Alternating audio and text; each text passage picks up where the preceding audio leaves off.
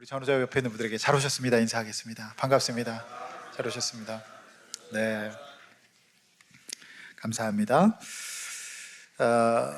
와보라 전도주일 주제소가 두 번째 골로새서 2장 4장 2절에서 4절 기도하는 성도에게 전도의 문이 열린다라는 제목입니다. 제가 이번 주에 어떤 목사님에게 한 책을 소개받았습니다. 책 제목이 그 운동에 관한 작은 신학이라는 책이었습니다. 그러니까 몸과 우리의 영혼이 분리될 수 없다. 우리 몸을 잘 관리하는 것이 신앙생활에도 도움이 된다.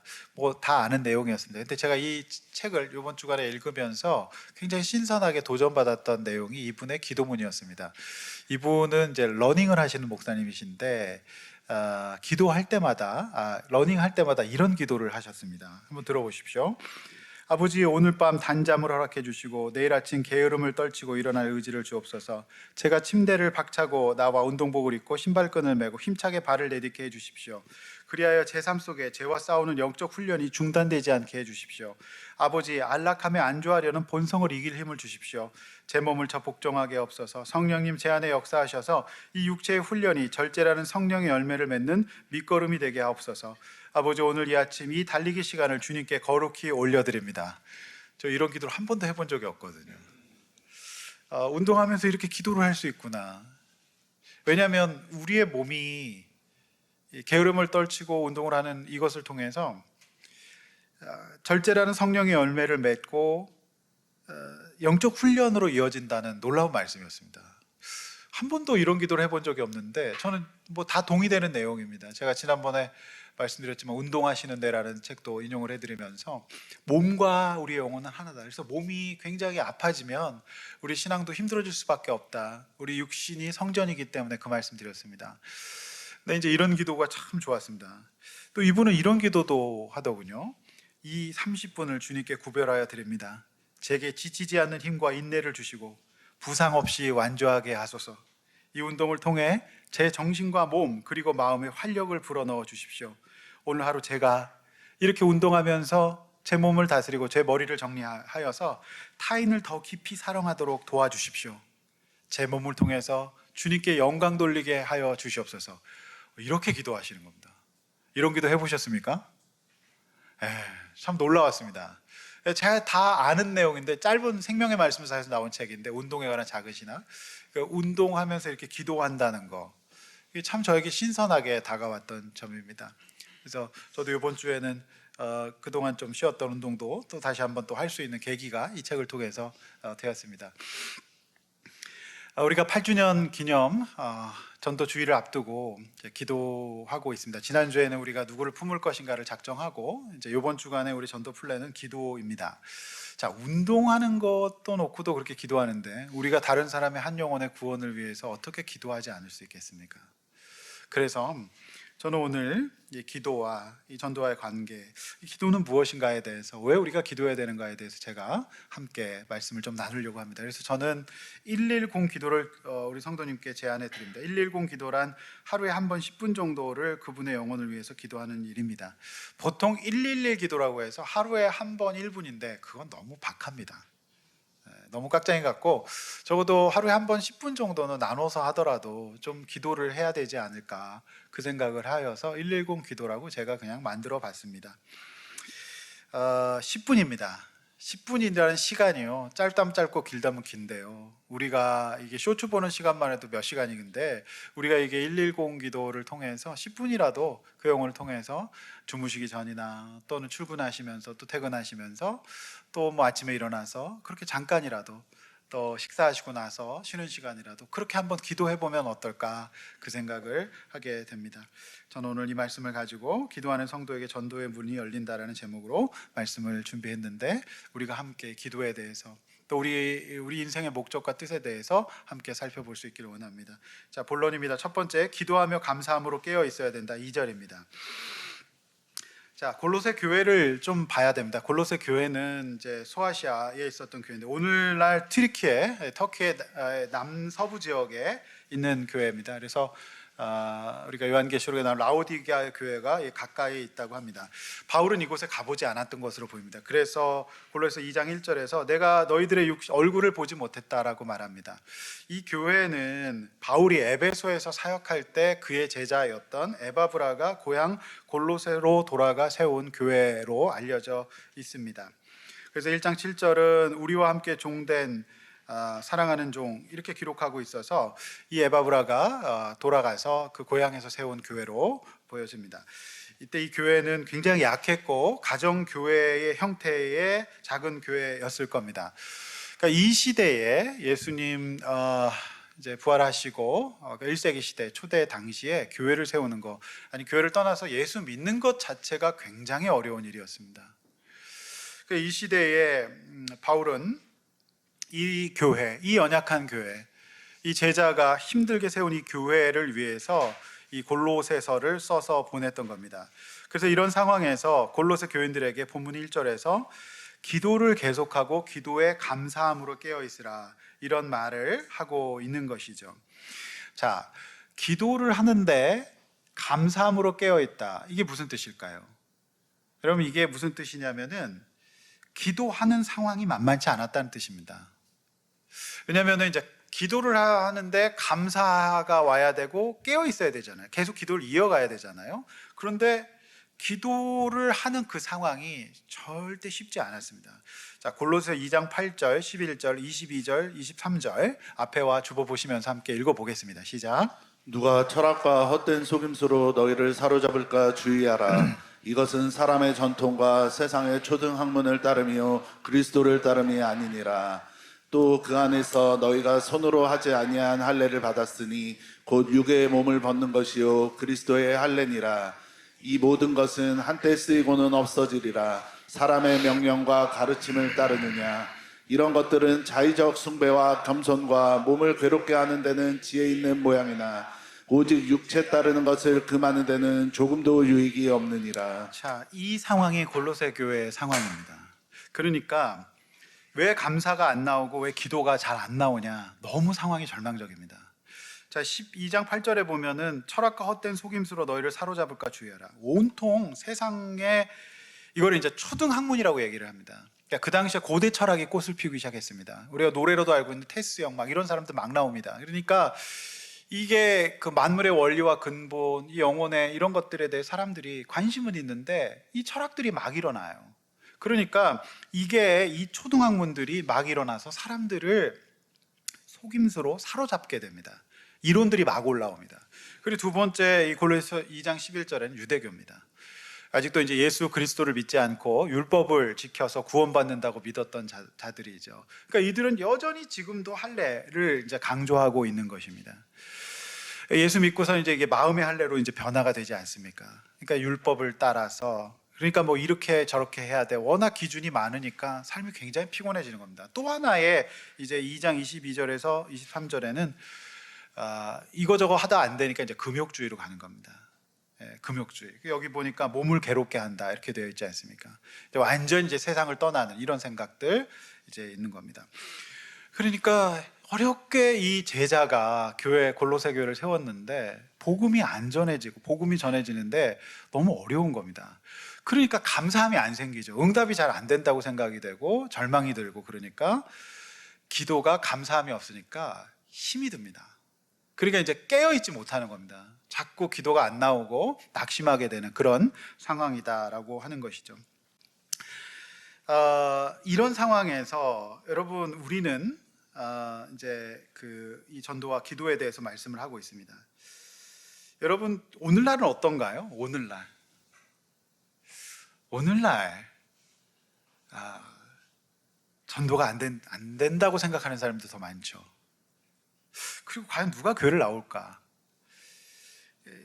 게다가 그 한국 기독교 내에 이 문제도 너무 많아서 이 강단이 말씀과 멀어지고 또 교회가 교회의 빛과 소금의 역할을 감당하지 못하면서 한국 기독교 위상이 떨어지고 개독교라는 소리를 듣게 된 세상을 살고 있습니다. 그 교회가 참 위기죠. 그러니까 초등학문은 더 위세를 떨칩니다. 온갖 학문들과 온갖 지식들, 온갖 삶의 방식과 이론들이 막 넘쳐 나오고 있습니다.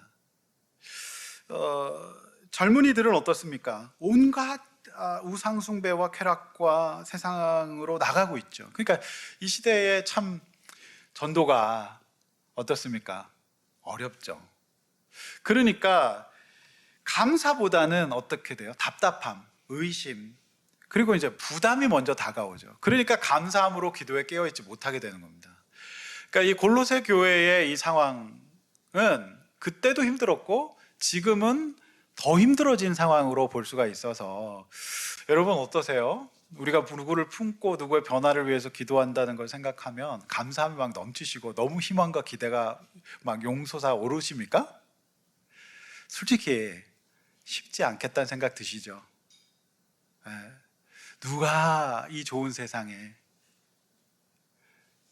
그런 생각 드시지 않습니까? 그렇게 하지 말라는 겁니다. 감사보다는 부담, 걱정, 의심이 먼저 되는 상황을 어쩌면 사도 바울은 그 2000년 전에 알았던 것 같아요. 그렇지 않습니까? 참 답답합니다. 어렵습니다. 그런데 여러분, 지금도 여전히 진리는 필요하고 인생의 답을 찾고 싶어하는 사람들은 있습니다. 무언가 찾고 있어요. 그리고 찾았다고 생각하는 것들을 굉장히 공허해 합니다. 이거를 위해서 내가 지금까지 살아왔나? 뭐 이런 분들도 되게 많으신, 정말 영원히 가난한 시대를 우리는 살아가고 있습니다. 여러분, 기도에 대해서 우리는 잘 생각해 봐야 됩니다. 기도의 본질에 대해서. 여러분, 우리 교단, 우리 대한예수장로 합동 측의 우리 신학을 여러분 들어만 두십시오. 이제 개혁주의 신학이라고 얘기합니다. 그러니까 날마다 말씀에 비추어서 내 자신을 개혁하고 말씀에 가까이 가는 우리 그런 신학입니다. 현 시점에서 그래도 건강한 신학이라고 받아들여지고 있는, 객관적으로 그렇게 받아들여지고 있는 세상의 신학입니다. 이 신학에서는, 우리 교단의 신학에서는 이제 기도를 어떻게 보느냐, 여러분 이 점입니다. 근데 이제 기도를 이방 종교나 세상 종교에서 다 합니다. 근데 그들의 종교 기도의 그 대전제는 뭐냐면, 내가 열심히 지성이면 감천으로 열심히 기도를 하면 그 신의 뜻을 바꿀 수 있다. 내가 어떻게 하느냐에 따라서, 내가 어떻게 매달리냐에 따라서 신의 뜻을 변경시킬 수 있다라고 하는 믿는 그것이 있습니다. 그럼 우리 기독교의 우리 개혁주의 신앙에서의 기도는 그렇지 않습니다. 우리가 아무리 우리가 기도할지라도 하나님의 주권과 뜻을 우리가 변화시킬 수는 없습니다. 혹시 그렇게 믿고 계시는 분들 계시면은 그런 건 없어요. 하나님의 주권을 내가 변화시킬 수는 없습니다. 다만 그러면 이렇게 되죠. 그럼 주권이 있는데 그럼 우리의 기도는 무슨 역할을 하는 것인가? 이런 또 의문이 들지 않습니까? 이미 정해져 있고 예정과 섭리와 주권이 있다면 우리의 기도는 뭔가라는 생각이 들지 않습니까? 그럼 기도는 왜 해야 되는가라는 생각이 들지 않습니까? 여러분, 말씀드렸듯이 내 중심의 기도는 하나님의 뜻을 바꿀 수는 없어요. 그런데 어차피 하나님 다 정해 놓으셨으니까, 구원받기로 정해져 있는데 그게 무슨 기도가 의미가 있느냐, 이런 오해를 하실 수 있습니다만 아닙니다. 신구약 성경 내내 기도는 강조되고 있어요. 기도하라는 겁니다. 그리고 사도 바울은 누구보다도 하나님의 주권을 믿는 겸손한 사람이었지만 기도를 계속하고 기도에 감사함으로 깨어있으라고 권면하고 있습니다. 여러분, 제가 왜 이 화두를 던지냐면, 하나님의 주권이 있습니다. 하나님의 계획이 있습니다. 그런데 여러분 잘 들으십시오. 하나님의 작정과 하나님의 계획은 이미 있습니다. 그래서 누군가 구원받게 하실 겁니다. 그런데 그 과정을 하나님께서는 그 과정 속에 우리의 기도와 전도라는 수단을 포함해서 구원의 열매로 인도하십니다. 우리의 기도와 우리의 전도가 하나님의 예정사항인 겁니다. 그러니까 하나님이 직접적으로 딱 구원하실 수 있지만 대부분의 경우에는 누군가가 한 영혼을 품고 기도하고 전도하는 일들을 통해서 구원으로 인도하십니다. 그게 하나님의 예정의, 하나님의 작정의 프로세스고 하나님의 작정에 일하시는 방식이다라고 하는 겁니다. 하나님이 누군가를 구원하시기로 작정하셨다면 반드시 그 과정에, 그 중간 단계에 그 사람을 위한 누군가의 기도와 만남과 섬김, 복음의 전도까지가 하나님의 예정에 포함이 되어 있다고 보는 겁니다. 이것이 우리가 믿는 하나님이 일하시는 방식입니다. 그러므로 우리의 기도는 내가 하나님의 계획을 수정하는 행위가 아니라 하나님의 주권과 계획에 내가 기도로 참여하는 겁니다. 그 기회, 하나님의 주권을 경험할 수 있는 기회를 내가 진지하게 기도하고 하나님의 뜻에 순종해서 도구로 쓰임받으면서 하나님의 구원의 역사에 함께 참여할 수 있도록, 함께 그 역사를 경험할 수 있도록 하시는 것이 하나님의 일하시는 방식이다라고 하는 겁니다. 거기까지가 하나님이 일하시는 방식이라는 거예요. 여러분, 신약 고린도후서 5장 18절, 고린도전서 3장 6절에서 9절 주보와 앞에 보시면서 바울의 말을 더 들어보겠습니다. 읽어보시겠습니다. 시작. 모든 것이 하나님께로서 났으며 그가 그리스도로 말미암아 우리를 자기와 화목하게 하시고 또 우리에게 화목하게 하는 직분을 주셨으니 나는 심었고 아볼로는 물을 주었으되 오직 하나님께서 자라나게 하셨나니 그런즉 심는 이나 물 주는 이는 아무것도 아니로되 오직 자라게 하시는 이는 하나님뿐이니라. 심는 이와 물 주는 이는 한 가지이나 각각 자기가 일한 대로 자기의 상을 받으리라. 우리는 하나님의 동역자들이요 너희는 하나님의 밭이요 하나님의 집이니라. 여러분, 이것보다 명확한 설명은 없습니다. 하나님이 고린도서 5장 18절 하나님께 났어요. 하나님이 일하십니다. 그런데 이 하나님의 작정의 과정에 우리를 화목하게 하는 직분, 그 역할을 주셨다는 겁니다.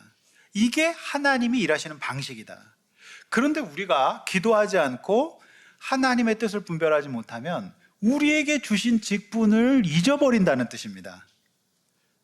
그래서 하나님의 일들이, 하나님의 작정이 우리가 그 작정에 동참할 수 있는 기회를 주시는 것이다.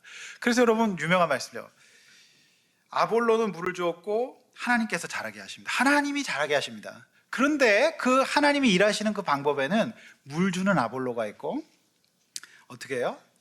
또 그 사도 바울이 또 심고, 이런 이제 이 역할들. 그래서 여기 보니까 하나님은 우리를 동역자로 부르셨다, 이렇게 말하고 있습니다. 할렐루야. 이게 하나님이 일하시는 방식입니다. 우리가 기도해서 하나님의 뜻을 변경시킬 수 없습니다. 그런데 우리는 기도해야 되는 이유가 하나님께서 그 구원의 여정과 예정과 작정을 이루시는 일에 우리가 그 도구의 역할, 그 중간 단계 역할을 동역자로서, 도구로서 잘 받을 수 있는 기회를 만들어 주신다. 이게 하나님이 일하시는 방식입니다. 그래서 지금 보십시오. 골로새 교회 교인들도 어렵습니다. 너무 힘들어요. 그래서 사도 바울은 이렇게 얘기하는 거죠. 아니다. 너희들이 도구가 될 수 있을 거다. 그래서 너희가 기도할 때 감사함으로 깨어 있으라. 사도 바울은 자신도 그렇게 했어요. 누군가를 구원을 위해서 품고 기도하고 전도하는 행위를 해야 하는 이유는 그것이 바로 하나님의 작정에 포함된 프로세스이기 때문에 그렇습니다. 여러분, 생각해 보십시오. 우리가 지금 이 자리에 예배드리고 예수 믿게 되고 세례받게 되고 여기까지 온 것은 반드시 누군가의 기도와 전도가 있었을 겁니다. 그렇게 하나님께서 일하시도록 하신 겁니다. 할렐루야. 그래서 우리는 이 일을 감당하기 위해서, 이걸 분별하기 위해서 기도해야 하는 것이죠. 그리고 감사해야 되는 거죠. 여러분, 우리는 구원자가 아닙니다. 어떻게 우리가 사람을 구원합니까? 우리가 그 사람의 마음을 얻을 수도 없습니다. 구원은 전적으로 하나님이 하십니다.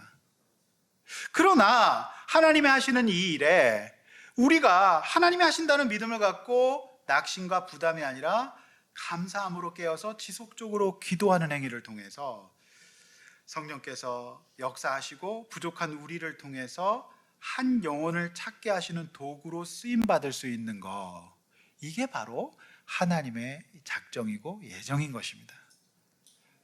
그러므로 성도 여러분, 이 도구로 쓰임 받을 때 지난주도 말씀드렸지만은 한 영혼을 찾는 기쁨과 감사, 보람이 있을 겁니다. 예수 믿는 건 그런 겁니다. 그걸 위해서 예수 믿는 겁니다. 우리가 먼 데 가서 선교는 하지 못해도 우리가 그 정체성을 가져야 돼요. 그 마음을 가져야 됩니다. 그래서 여러분, 이번 주 우리의 플랜은 기도하는 거죠. 하나님께서 모르는 사람이 아니라 내가 알고 있는, 나와 관계가 있는 나의 가족과 친지, 지인들 가운데에서 하나님이 여러분들을 그 구원의 도구로, 예정과 작정의 도구로 사용하시기로 계획하시고 계십니다. 그래서 여러분, 그걸 위해서 기도하지 않고 어떻게 우리가 이 일들을 감당할 수 있겠습니까? 기도하면 할수록 그것이 이제 분명해진다, 이렇게 알 수가 있는 것이죠. 두 번째, 전도, 기도할 때 전도의 문이 열립니다. 자, 3, 4절이죠.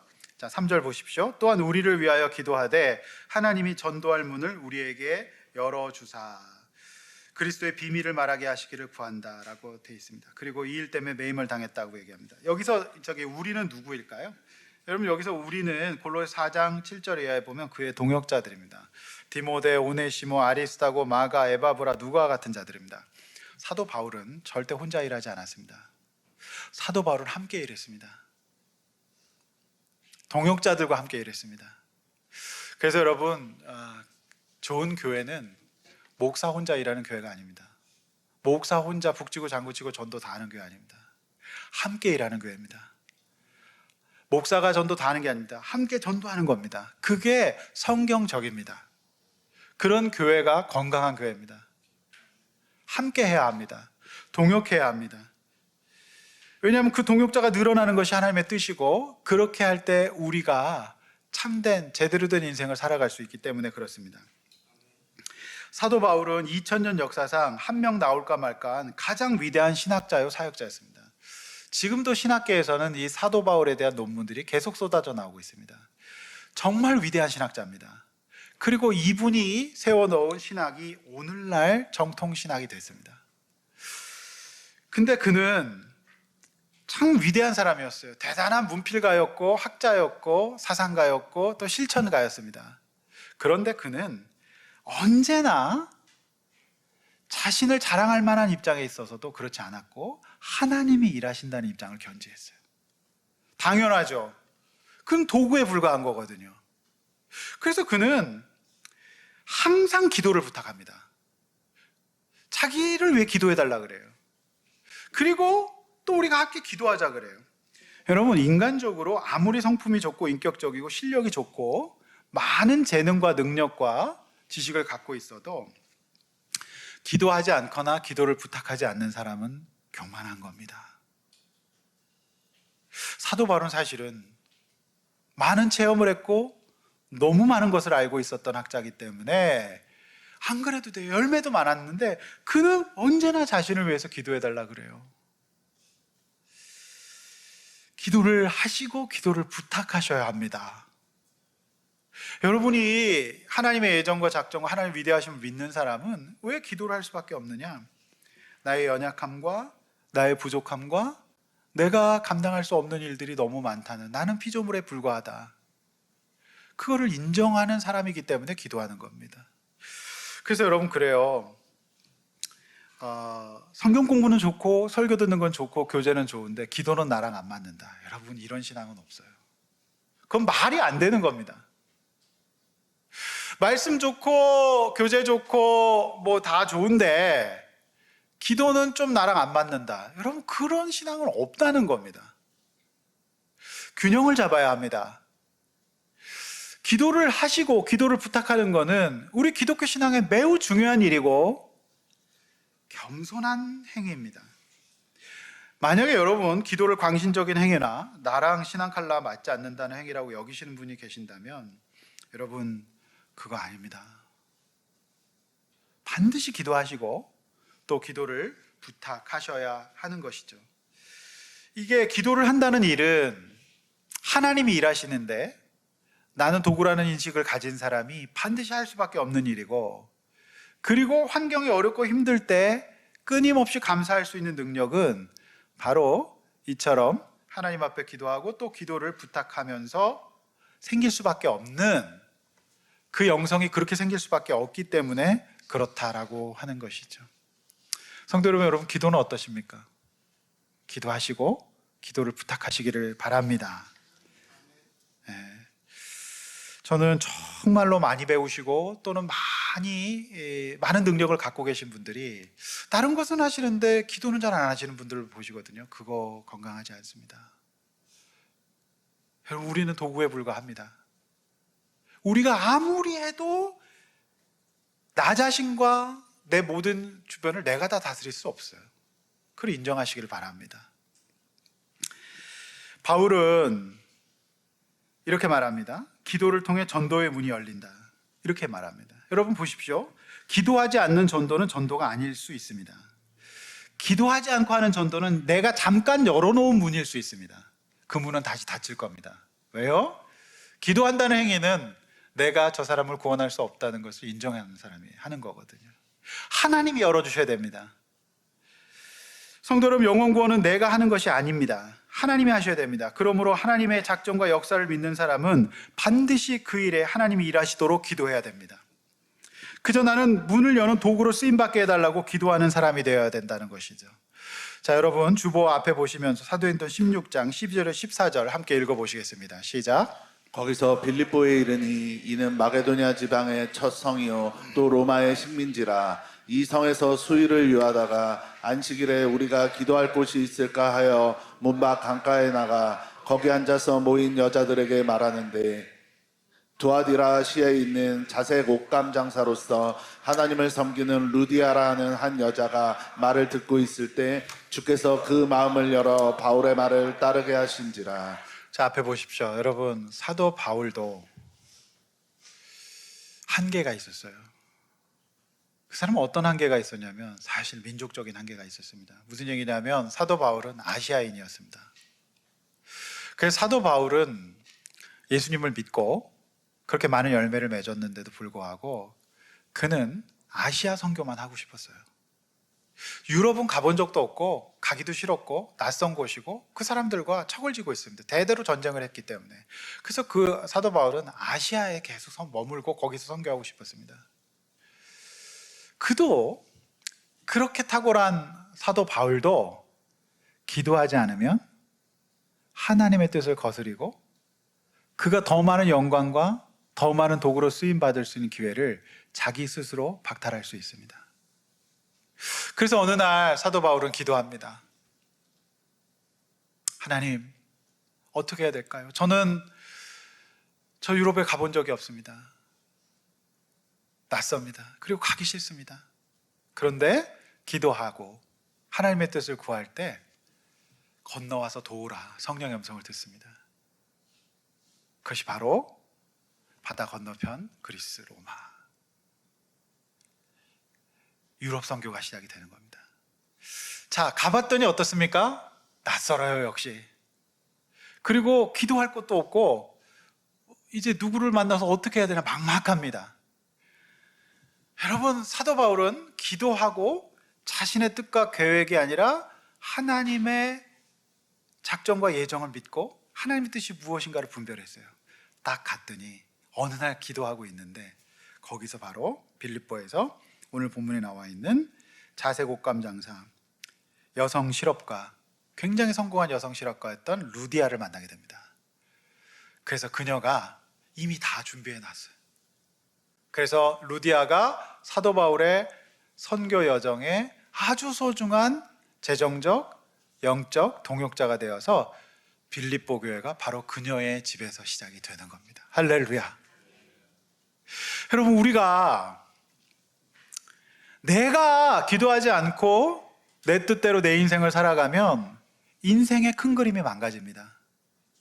우리의 인생이 뭔가 감사와 감동과 이런 것들이 자꾸 없어져요. 그런데 사도 바울이 기도하고 하나님의 뜻을 구하고 그저 그분의 도구로 자신의 탁월함에도 불구하고 자신의 선입견에도 불구하고 자신의 감정에도 불구하고 그들을 위해 품고 기도하고 그 땅을 밟았을 때 여러분 거기서 놀라운 성령의 역사가 일어나고 변화가 일어납니다. 만약에 그때 사도 바울이 건너가지 않았다면요, 여러분 우리도 예수 못 믿게 됐을 겁니다. 유럽을 그렇게 정복한 복음이 아메리카 대륙을 건너서 한국까지 돌아오게 되었다. 여러분 우리는 이것을 알고 있지 않습니까? 성도 여러분, 제가 주일 강단에서 강의했던 사도행전, 여러분 이 모든 것들은 기도 없이 된 일이 없습니다. 언제나 기도하고 하나님의 뜻을 쫓아서 살았던 것이죠. 3절 하반절에 이런 말씀이 나옵니다. 그리스도의 비밀을 말하게 하시기를 구하라. 자, 여기서 그리스도의 비밀이란 무엇일까요? 여러분 이 비밀이라는 것이 이 성경이 어렵다는 뜻이 아닙니다. 이 뜻은 예수님 오시기 전까지는 감춰져 있던 거예요. 예수 그리스도를 통한 구원의 길이. 그런데 지금은 다 밝히 드러났다는 겁니다.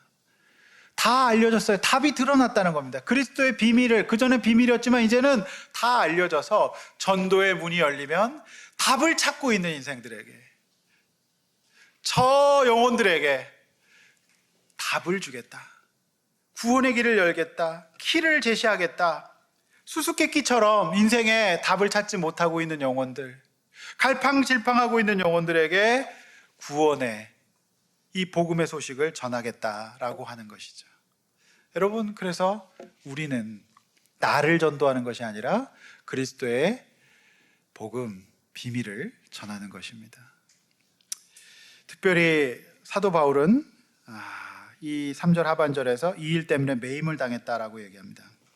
여러분 앞에 한번 보십시오. 사도 바울은 지금 감옥에 있습니다. 복음을 전하다가 로마 감옥에 잡혀 있습니다. 학자들은 이때가 AD 주후 60에서 62년경 사도 바울이 복음을 전하다가 감옥에 잡혀 있었다라고 말합니다. 그는 지금 매여 있습니다.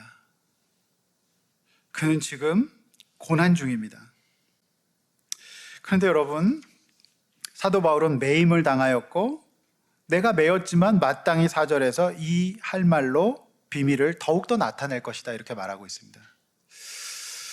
여러분 어떠십니까?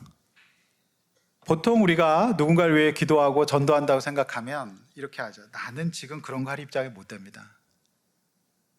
일단 좀 먹고 살아야 되고, 그리고 몸도 안 좋고, 집에 일도 많고, 일단 뭐 좀 승진 좀 해야 되고, 입시 좀 통과해야 되고, 뭐 또 결혼은 또 하고 봐야 되고, 뭐 좀 해야 될 일이 너무 매여 있는 게 많아요. 그렇죠? 여러분 어떠세요? 이거 매여 있는 게 풀리면은 전도하겠다. 여러분 그런 전도는 평생 못 합니다. 그런 전도는 없어요. 사도 바울은 지금 오히려 이 매임을 통해서 복음이 전달될 거다라고 믿어요. 그래서 사도 바울은 실제적으로 매여 있어서 그가 돌아다니면서 선교하지는 못했지만 이때 이 시기에 그가 뭐 했는지 아십니까? 감옥에서 글을 써요. 그래서 우리가 이름만 들어도 다 알 수 있는 에베소서, 빌립보서, 골로새서, 빌레몬서를 써냅니다. 매이지 않았어요. 우리 이 대목에서 전도의 본질을 다시 생각해야 합니다. 여러분, 전도란 여러분의 성공 스토리, 여러분이 받은 육신의 복을 받고 싶으면 여기 오라는 거, 그거 전도 아닙니다. 그런 전도 없습니다. 그게 어떻게 전도입니까? 전도란 한 영혼을 품고 감사함으로 기도하고 깨어있고 전도의 문을 열어주실 때 답을 찾고 있지 못하는 영혼들에게 그리스도의 비밀을, 복음을 전하는 것입니다. 그게 전도입니다. 제가 볼 때 어쩌면 우리의 매여 있음은 오히려 전도의 기회가 될 수 있을 것 같습니다. 이런 거죠. 저분은 잘 안 풀리는 것 같은데, 매여 있는 것 같은데 왜 저렇게 용기를 잃지 않고 씩씩하게 잘 사나?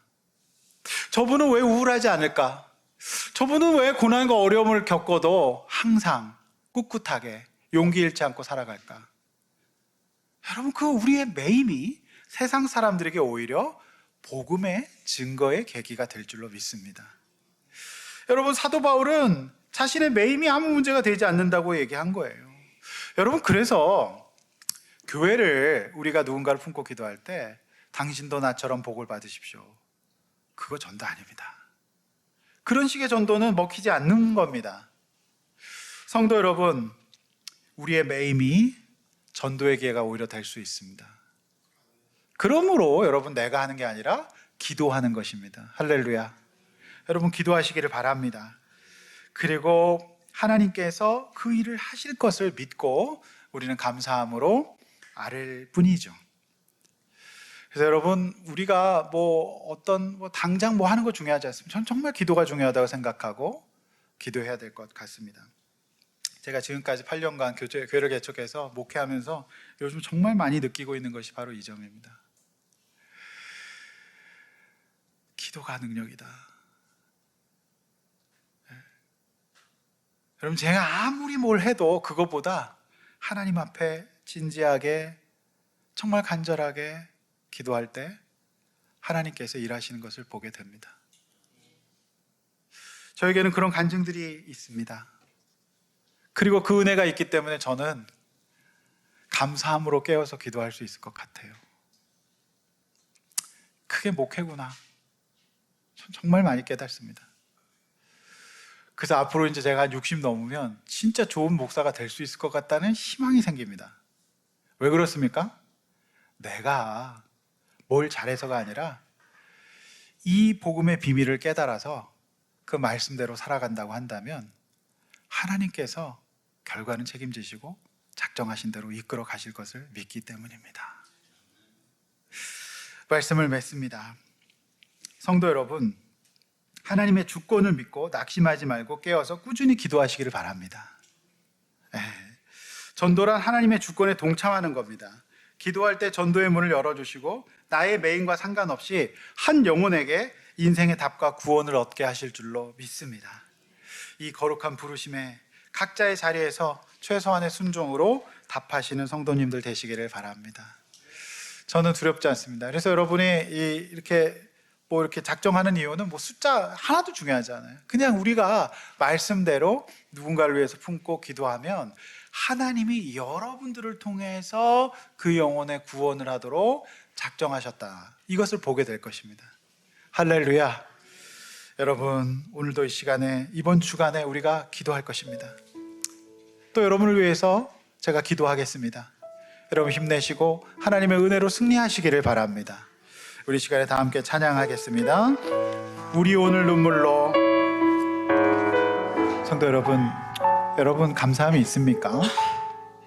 여러분 환경과 여러분의 처한 입장을 보면 감사와 기도로 깨어있기보다는 절망과 좌절이 있지 않습니까? 여러분, 우리는 예수 믿습니다. 그리고 우리는 하나님의 자녀입니다.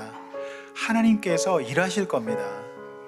그거를 구하는 게 신앙입니다. 그거를 해야죠. 왜 우리가 여전히 감사하지 못하고 기도로 깨어있지 못합니까? 여러분, 우리 예수 믿는 사람이고 성령 믿는 사람입니다. 하나님이 일하십니다. 어떻게 사도 바울이 일을 할 수 있습니까? 여러분, 저는 아무리 생각해봐도 저는 제 힘으로 목회 못합니다.